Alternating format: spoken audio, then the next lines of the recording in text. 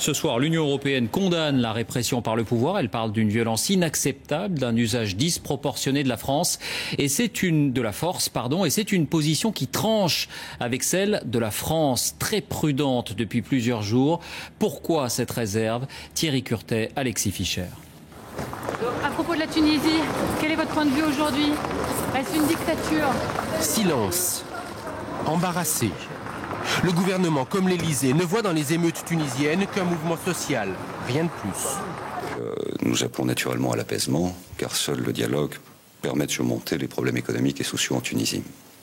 Et malgré les questions insistantes... À vos yeux, il ne s'agit que de problèmes économiques et sociaux, pas de problèmes de liberté publique. Pas de communiqué, pas de condamnation, ni des violences, ni des méthodes, encore moins du régime tunisien. Nous avons déploré vivement ces violences. Nous sommes préoccupés. La Tunisie est un pays ami. Nous avons une longue histoire avec ce pays et nous sommes attentifs. L'embarras général à droite, mais aussi pour certains à gauche. Bertrand Delano est natif de Tunisie. Qu'est-ce qui vous renvoie comme image de la Tunisie là en ce moment? Quelle nouvelle vous avez? Dans l'hémicycle, comme dans les couloirs de l'Assemblée nationale, le débat est vif. Il y a ceux qui voient encore le pouvoir tunisien comme un barrage à l'islamisme ou qui craignent pour nos relations économiques. Nous avons des intérêts, on a même des intérêts importants à tout niveau, qui soient économiques, qui soient culturels, qui soient pour les entreprises françaises, également pour les Français qui sont présents là-bas, et ils sont très nombreux, même que les Tunisiens en France sont aussi très nombreux. Et il y a ceux qui estiment que la France a trop attendu pour critiquer ce régime. La France, de ce point de vue, n'a jamais été suffisamment forte pour dire la condamnation du régime Ben Ali, qui est une sorte de Ceausescu des sables. Il n'est pas admissible qu'on puisse tolérer que des jeunes gens soient immolés par le feu ou tués par balle. Au Quai d'Orsay, on justifie le silence par l'absence d'alternative politique au régime tunisien actuel.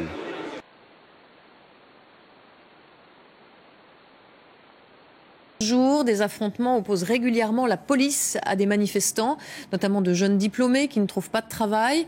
Après la mort de l'un d'eux, tué par balle vendredi dernier, les rassemblements continuent dans la répression et les têtes tombent au gouvernement. Jérôme Bonny, Véronique Gaglione. C'est ici que le mécontentement a éclaté il y a 12 jours. Ces jeunes chômeurs laissent libre cours à leur colère devant le gouvernorat. Image rare dans une Tunisie où l'information est strictement contrôlée.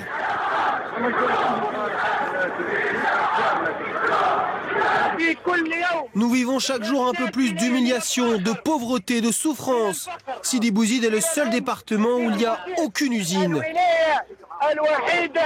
Ce soulèvement populaire a commencé quand un jeune vendeur de fruits, auquel la police avait brutalement confisqué sa marchandise, avait tenté de s'immoler par le feu.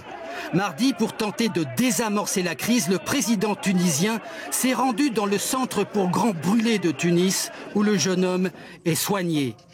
Mais le président Ben Ali a dénoncé à la télévision ce qu'il qualifie de violence fomentée par des extrémistes qui nuisent à l'économie et au tourisme du pays. Pourtant, les manifestations commencées à Sidi Bouzid et à Menzel Bouzayand ont gagné de nombreuses autres villes et même la capitale, Tunis. C'est un peu ce qu'on appelle le syndrome de la cocotte minute, c'est-à-dire qu'à force de taire les problèmes, à force de ne pas laisser s'exprimer la population et notamment les classes d'âge les plus jeunes, celles qui sont aujourd'hui en âge de travailler, à un moment donné, ça finit par éclater. À Tunis, lundi, fait sans précédent, des manifestants dénonçaient dans la rue la corruption du régime. Sociale inédite dans ce pays tenu d'une main de fer par le président Ben Ali. Il est d'ailleurs très difficile d'obtenir des images de ces événements. Voici une vidéo amateur des funérailles de ce jeune de 26 ans qui s'est immolé devant les locaux du gouvernement de Sidi Bouzid et qui est devenu le symbole de la contestation contre le chômage et la précarité sociale. Sur les images que l'on voit, on voyait le président Ben Ali dans la chambre d'hôpital où ce jeune homme s'est immolé par le feu pour attirer, cet étudiant diplômé, pour attirer l'attention sur ce que vit la jeunesse tunisienne. On a vu les images très violentes effectivement de la jeunesse algérienne. Ce sont des épiphénomènes ou bien ces pays du Maghreb sont véritablement au bord de l'embrasement social? Non, mais ce sont des questions récurrentes. Je pense que ces émeutes auraient pu avoir lieu il y a 5 ans en Tunisie ou il y a 10 ans. Est-ce que maintenant elles vont s'amplifier, se poursuivre? Bon, c'est difficile à dire parce que c'est des États quand même, dans le cas de l'Algérie, il y a un appareil sécuritaire très expert qui a affronté des choses bien plus terribles. Dans le cas de la Tunisie, c'est vrai qu'il n'y a pas eu de grandes émeutes comme ça depuis 1984 et la fin du règne de Bourguiba, donc c'est quelque chose de nouveau. Mais ce sont des sociétés qui sont très fortement tenues en main par les forces de sécurité. Donc moi je vois moins un risque d'embrasement, enfin on n'est pas devin, mais qu'un risque de dégénérescence, de décomposition sociale. Et c'est ça qui est angoissant. Et pour terminer, le rôle de la France, beaucoup de Tunisiens ou de Français d'origine tunisienne ou algérienne vivent en France, observent ça. Quel est le rôle peut jouer la France dans... Les gens qui connaissent la Tunisie ne sont pas étonnés. Les Tunisiens, par contre, le discours en France, on découvre qu'il y a des problèmes sociaux en Tunisie, qu'on nous vendait un petit peu comme une Corée du Sud en Méditerranée. Direction à présent la Tunisie où la révolte populaire tourne au bain de sang. L'opposition fait état d'au moins 23 personnes tuées par balle à Talat et à Kasserine. C'est dans le centre du pays. Le gouvernement tunisien, lui, reconnaît 14 morts mais parle de légitime défense. Écoutez les explications de Sofiane Ben Farhat. Il est journaliste et il est tunisien. Non, malheureusement, les choses se détériorent parce que le chiffre des morts, c'est depuis hier. Il y a eu quelques morts auparavant. Mais depuis hier, la situation s'est envenimée, notamment dans certaines régions de l'ouest et du centre du pays. Et puis, il y a plusieurs forces politiques et syndicales qui commencent à bouger actuellement. Et il y a une lame de fond, disons, de protestation qui est prévue aussi dans les régions côtières et au centre du pays notamment. Et puis, il y a la centrale syndicale elle-même, l'Union générale tunisienne du travail, qui, de plus en plus... Et avec ce mouvement de protestation, non seulement des travailleurs, mais aussi, comme ils disent dans leur discours, des masses déshéritées. Bon, il faut arrêter la tuerie, il faut arrêter le jeu de massacre, parce que, enfin, entre guillemets, je dis jeu, il faut arrêter le massacre, parce que il y a d'un côté des protestataires, ce qui n'exclut pas pour autant quelques débordements, mais il y a aussi de l'autre côté des balles qui tuent. Et visiblement, certains morts... peut-être qu'ils ont été visés par des terreurs d'élite, parce que quand on voit les vidéos sur Facebook, quand on voit les photos, véritablement c'est tragique. À part cela, qui est une mesure d'urgence immédiate, il faudrait que les médias tunisiens, les médias officiels du moins, ne continuent pas à jeter de l'huile sur le feu, parce qu'il y a une manière provocatrice de présenter ces événements douloureux, et on parle de bandes de pillards, on parle de terroristes, on parle de casseurs et tout ça, alors qu'il s'agit d'une jeunesse qui a un ras-le-bol total. Bien sûr, toutes proportions gardées, je dis que cela n'exclut pas qu'il y ait, entre-temps, dans différentes régions du pays, ou certaines régions, des actes de violence. Sur Internet, les Tunisiens tentent de contourner la censure. Cette vidéo est présentée sur YouTube comme se déroulant samedi soir à Kasserine ou à Talat, dans le centre-ouest du pays. On y voit des individus s'en prendre à un bâtiment, peut-être un bâtiment public. Ils en ressortent avec des documents et des objets qu'ils s'empressent de brûler. Les autorités reconnaissent que des affrontements avec les forces de l'ordre ont bien éclaté ce week-end dans ces localités. Des troubles réprimés à balles réelles que même un parti proche du pouvoir dénonce. Mais les autorités parlent de légitime défense et reconnaissent moins de victimes que l'opposition. Ahmed Nedjib Chebi demande un cessez-le-feu. Le pouvoir personnel est arrivé à l'impasse sans un gouvernement qui prenne en main les réformes substantielles, aussi bien politiques qu'économiques. La Tunisie ne retrouvera plus le chemin de la stabilité et de la paix. Les manifestations contre le chômage et la précarité se multiplient depuis le 17 décembre. À cette date, à Sidi Bouzid, un jeune Tunisien s'immole pour protester contre la saisie de sa marchandise qui lui permettait d'assurer son quotidien. Ça a pris une tournure tout à fait politique avec des slogans contre la corruption, contre le fait qu'il y ait une absence de démocratie et absence de liberté fondamentale. Samedi, la centrale syndicale unique a apporté son appui aux revendications de la population. Depuis quelque temps, les rassemblements en soutien au peuple tunisien se multiplient dans la capitale. Tous sont inquiets pour leur famille. Et c'est grâce à Internet qu'ils arrivent à s'informer. Twitter, Facebook, ces jeunes Tunisiens qui habitent Paris sont connectés toute la journée et mettent en partage les vidéos et les témoignages qui leur parviennent. La toile, le seul outil qui permet aujourd'hui de contourner la censure qui opère en Tunisie. Internet a créé ce lieu de discussion, de débat, de témoignage qu'on n'a jamais eu toute notre vie. Toute notre vie, tous ces relais dont je parlais tout à l'heure ont été détruits les uns après les autres. Et Internet a recréé ce lien qu'on avait perdu. Mais tous en ont conscience, la mobilisation citoyenne ne suffira pas à renverser le régime tunisien. On ne peut pas supporter de voir des cadavres s'accumuler tous les jours en ne levant pas le petit doigt. L'Union européenne, dans toutes ses composantes socialistes de droite et de gauche, personne ne part, personne ne bouge. Mais ici à Paris, même si le sujet est au cœur de toutes les discussions, rares sont ceux qui acceptent de témoigner. J'ai eu ma femme au téléphone, elle a changé de conversation tout de suite parce qu'elle est sous contrôle et tout ça. Elle m'a dit je préfère que tu parles un seul mot, c'est tout, parce que si on écoute, ça va dégénérer, quoi. Certains osent tout de même critiquer le régime du président Ben Ali. Des jeunes surtout, qui ont eux-mêmes quitté la Tunisie pour trouver du travail en France. J'ai quitté la Tunisie depuis 2002 à cause du chômage, parce qu'on vit mal là-bas. Il n'y a rien à faire là-bas, c'est pour ça que tous les jeunes quittent la Tunisie. Le gouvernement tunisien a ordonné la fermeture de toutes les écoles et universités jusqu'à nouvel ordre. Et puis pour la deuxième fois depuis le début des troubles, le président Ben Ali est apparu à la télévision d'État.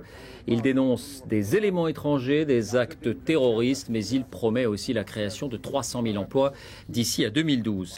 On parle de la Tunisie. On a beaucoup parlé également de l'Algérie où le calme est à peine revenu depuis quelques jours. Pourquoi ces deux pays se sont-ils enflammés quasiment au même moment? Une coïncidence dans un contexte assez semblable quand même, parce qu'en Algérie, il y a une crise du logement qui dure depuis assez longtemps et on a eu beaucoup de manifestations perlées. Et ils ont connu une hausse des prix du sucre et de l'huile toute récente, très très sévère. Alors qu'en Tunisie, il y a eu le suicide public d'un jeune chômeur qui a lancé toute la contestation. Donc comme les dates étaient assez proches, eh bien voilà, vous avez ça. Mais en fait, les deux phénomènes ne sont pas liés, sauf que c'est un peu la même misère qui affecte les deux sociétés. La même misère dans deux sociétés qui sont quand même très différentes. Alors, il y a des ressemblances et des différences. On va voir ça. Il y a des différences parce qu'en Algérie, la presse est beaucoup plus libre, hein, ce qui n'est pas le cas en Tunisie. C'est pour ça qu'on a un peu le blackout en ce moment. Il y a une absence... beaucoup de mal à joindre même les journalistes qui sont nos correspondants là-bas en ce moment. Voilà. Et puis, il n'y a pas Al-Qaïda du tout en Tunisie, alors qu'il y a toujours ça en arrière-fond en Algérie. Alors, on se demande un peu de quoi parle le président Ben Ali quand il dit qu'il y a des terroristes, alors que son pays en est véritablement exempt. Et puis, il y a des ressemblances, bien sûr. Les clans économiques proches du pouvoir tiennent tous les leviers de l'économie, donc c'est un avenir bouché pour la jeunesse. La société civile est surveillée par la police, plus en Tunisie, mais quand même. Et puis il y a une absence de relève politique de jeunes. Ce sont des hommes très vieux qui sont au pouvoir, tant Bouteflika que Ben Ali. Et alors, Algérie, Tunisie, pourquoi le Maroc n'est pas concerné? Alors le Maroc, ça devrait être pareil, mais en fait, bon, il y a des facteurs qui mitigent. Parce qu'il y a une monarchie régnante qui a un prestige. Hein, Mohamed VI est au pouvoir depuis 1999, c'est le commandeur des croyants. Il a un réel prestige. Bon, et puis il a une alternance. Il y a la droite, il y a la gauche. Donc il y a beaucoup plus de souplesse dans ce pays. On peut manifester là-bas sans avoir la réaction qu'on aurait en Tunisie, par exemple. Et puis tous les problèmes économiques sont semblables, mais en moins graves. Le pays va quand même un peu mieux ces jours-ci. Il y a du tourisme, notamment pour maintenir la machine économique. Merci beaucoup, Harold Iman. s'est organisé sur l'avenue Bourguiba. C'est l'une des principales artères commerçantes de la ville, sur laquelle dominent de gigantesques portraits du président Ben Ali.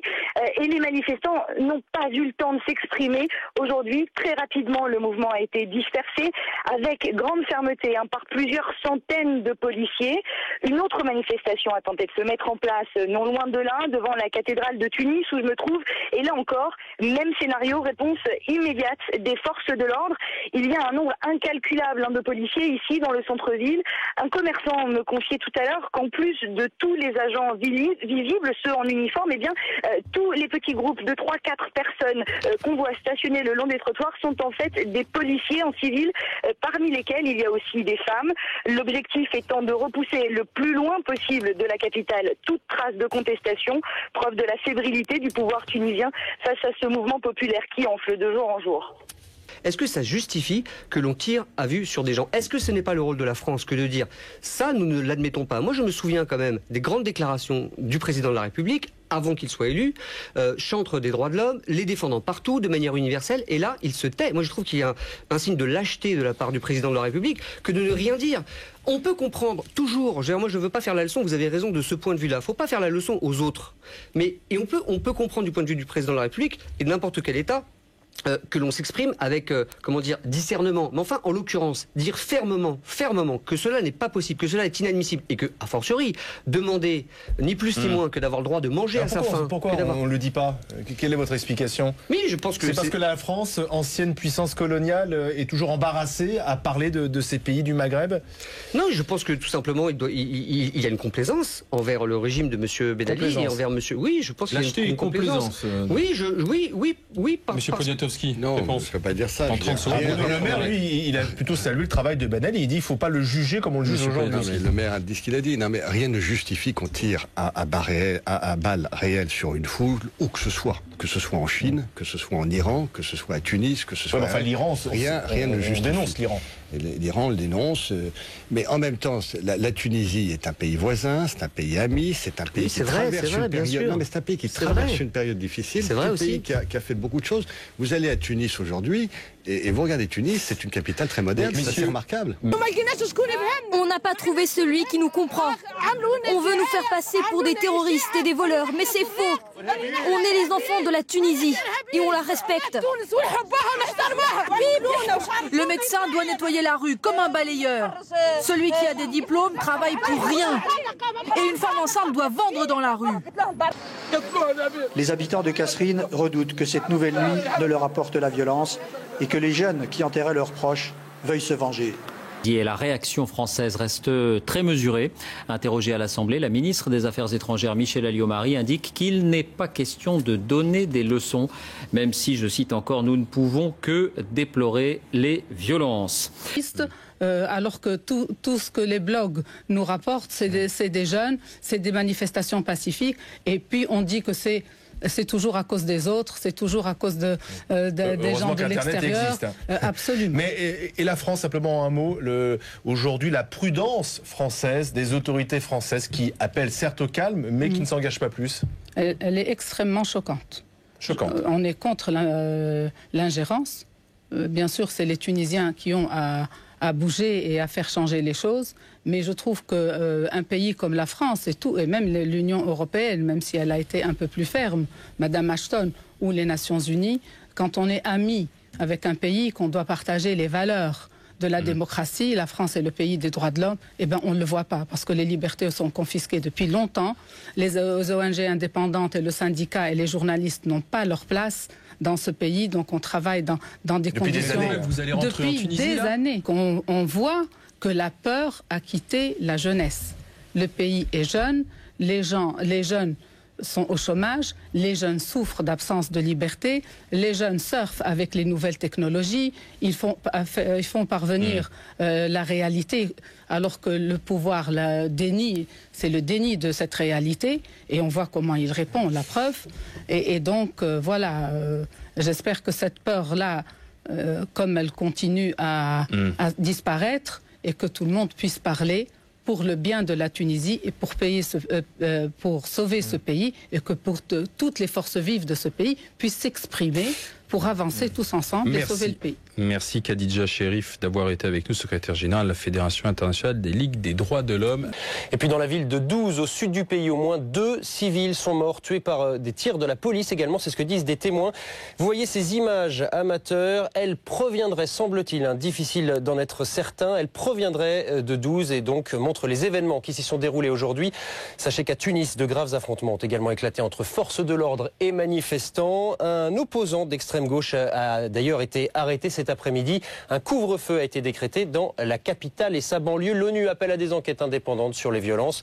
Le gouvernement qui parallèlement semble pourtant vouloir calmer le jeu puisque les manifestants arrêtés seront tous libérés, c'est ce qu'il a déclaré, et le ministre de l'Intérieur a été limogé. Alors excepté quelques journalistes, la plupart des événements sont relayés par les internautes tunisiens. Réseaux sociaux et blogs permettent de faire partager témoignages et vidéos. Vous avez pu le constater ces derniers jours, ce soir encore. Notre envoyé spécial, Laure Rémy, a rencontré une de ces blogueuses. Regardez. Pourquoi cette indulgence vis-à-vis du régime Ben Ali ? Parce que c'est mis à part la raison que vous invoquez. L'histoire, les liens économiques qui sont extrêmement forts entre les deux pays, les liens personnels entre bon nombre de dirigeants aussi, que ce soit à gauche ou à droite, si vous voulez. Et puis je pense que là, il y a un aveuglement qui devient dangereux. Je pense que c'est terrifiant que ce soit les États-Unis qui fassent revenir leur ambassadeur et que la France, là... Et aussi le désir de stabilité, je pense, dans cette partie du monde si proche de nous, avec les populations chez nous qui sont en lien direct avec cette zone du monde. Et on a toujours l'inquiétude de ce point de vue-là. Un pays très ouvert par le tourisme, vous l'avez dit, et en ce moment très fermé, on n'a quasi aucune information sur ce qui se passe. Qui est très ouvert, oui, dans le sens où il accueille des touristes, pour le peu qu'on ne parle pas de politique, mais c'est quand même une dictature, la Tunisie. C'est un endroit où il n'y a pas de liberté de la presse, il n'y a pas de liberté d'expression, on le voit, et il n'y a pas de liberté de manifestation. Donc c'est vraiment la caricature de la dictature. Il n'y a que nos dirigeants qui s'en aperçoivent pas. C'est quand même effrayant. Ce que veut dire la Tunisie n'est pas une dictature univoque. Est-ce qu'il veut dire que c'est une dictature équivoque? Enfin, je veux dire, il nous reste 30 secondes. Comment expliquer la différence de point de vue et de positionnement de la France entre la Côte d'Ivoire et la Tunisie? Qu'est-ce que vous voulez? Il n'y a pas de différence de point de vue sur la Côte d'Ivoire. On se sent plus autorisé à intervenir en Côte d'Ivoire. Le rôle de Nicolas Sarkozy et la position de Nicolas Sarkozy par rapport à... Parce qu'on n'a pas les mêmes rapports avec l'Afrique francophone et avec le Maghreb. Les enjeux ne sont probablement pas les mêmes, l'histoire n'est pas la même. Mais le contraste est saisissant. Le contraste est saisissant parce qu'en Côte d'Ivoire, comme dans les pays africains, la France se sent une espèce de tutelle, se sent autorisée à intervenir, alors qu'il y a beaucoup plus de respect vis-à-vis, on le voit, même des dictateurs les plus dictateurs. Merci à vous trois. Donc à s'étendre, voici les dernières images qui nous arrivent de Tunisie, celle de la ville de Sfax, gagnée à son tour par ces manifestations. À 12 encore plus au sud, 2 civils ont été tués par des tirs de la police. L'AFP évoque un autre mort à Talla, dans le centre du pays, mais l'information de ces dernières 24 heures, c'est que la capitale, Tunis, est elle aussi touchée par les affrontements. L'armée est déployée dans les rues. Reportage Philippe Rochaud, Didier Dahan. Les manifestations ont gagné Tunis en début d'après-midi avec ce face-à-face entre la police et des manifestants de l'UGTT, l'Union des travailleurs tunisiens, le syndicat. La tension a donc monté d'un cran. Des blindés de la garde nationale se sont installés dans la banlieue nord. Le calme régnait, mais c'est là qu'ont eu lieu les incidents de la nuit. Une banque et un bureau de poste incendiés, des voitures brûlées. Rien à voir avec les affrontements de Kasserine, mais il est symbolique que la révolte ait touché cette banlieue de 40 000 habitants. Il faut qu'on s'occupe de nous. Les gens en ont marre. Ils sont dégoûtés. Vous savez, il y a beaucoup de chômage et on n'a rien qui nous encourage. Les habitants n'attendent pas grand-chose des mesures décidées. Enquête anticorruption et limogeage du ministre de l'Intérieur. La Constitution est-elle en train de reprendre en Tunisie? Hier, le jeune commerçant qui s'était immolé devant les bureaux du gouverneur en signe de protestation la semaine dernière est mort. Ces obsèques ont rassemblé plusieurs milliers de personnes. Des étudiants sont redescendus dans la rue. Les images, vous le comprendrez, sont rares. Les médias sont sous contrôle. Hakim Abdelkalek. Ce 28 décembre, le président tunisien s'était rendu au chevet de Mohamed Bouazizi. Ce jeune marchand ambulant s'était immolé par le feu. Il est mort aujourd'hui des suites de ses brûlures. Depuis son geste désespéré, tout le pays connaît un soulèvement populaire totalement inédit. Notamment chez les étudiants qui n'ont que très peu de perspectives d'emploi. Aujourd'hui, selon un responsable syndical, les policiers sont intervenus lors d'une assemblée générale à l'université de Sousse. Ils nous ont attaqués avec les matraques, avec lacrymogènes. Ils ont même tiré avec ce qu'on appelle ici des cartouches plastiques. Plusieurs sources affirment également qu'à l'université de Tunis, filmée ici en 2008, la police a empêché cet après-midi les étudiants de manifester à l'extérieur des bâtiments. Les étudiants ont commencé à faire des assemblées générales pour parler de la situation à Sidi Bouzid et dans toute la Tunisie. Et puis, ils ont essayé de sortir devant la faculté. Et là, les policiers les ont empêchés de sortir. Ce mouvement populaire qui dure depuis maintenant un mois est sans précédent depuis un quart de siècle dans le régime autoritaire tunisien. On commence le journal par cette dernière information. Aucune accalmie en Tunisie, Frédéric de la Nouvelle, bien au contraire. Oui, les émeutes redoublent de violence dans la capitale notamment et sa banlieue. Selon la Ligue des droits de l'homme, 8 personnes sont mortes la nuit dernière. Et aujourd'hui, encore un manifestant a été tué par balle à Tunis. Un journaliste américain blessé. Écoutez les précisions de notre envoyé spécial en Tunisie, Yasmine Pavie. Oui, un photographe américain dont nous avons vécu l'évacuation. Il a été sorti du centre de Tunis où la situation a dégénéré cet après-midi, donc par des habitants dans une petite camionnette. Un journaliste touché au niveau de la cuisse, touché par un tir de sniper. Parce que sur les toits de Tunis, il y avait tout l'après-midi des snipers qui tiraient sur les manifestants au niveau des jambes. Nous avons également vu 2 jeunes blessés. Ils tentaient, eux, de monter une barricade lorsque, là aussi, ils ont été pris pour cible par ces snipers postés sur les toits. Et on peut penser donc qu'il y a de nombreux autres blessés aujourd'hui dans la capitale. Alors le calme est désormais revenu, le couvre-feu a de nouveau été imposé dans les rues de Tunis, des rues qui se vident, mais déjà des manifestations se préparent pour demain, jour de grève générale à Tunis, grève générale qui coïncide avec la grande prière du vendredi, une grande prière à l'issue de laquelle on craint déjà de nouvelles violences ici à Tunis. Elle n'avait plus de débouchés économiques, elle n'a désormais plus de fuite possible. Tout nous concerne dans ce Maghreb si proche. Nous ne pouvons pas seulement déplorer les morts, il faut fermement rappeler nos valeurs face au terrorisme, comme l'a répété le Premier ministre aujourd'hui, mais aussi face aux dérives autoritaires, sous peine d'être complètement effacées dans le paysage politique de demain, quel qu'il soit.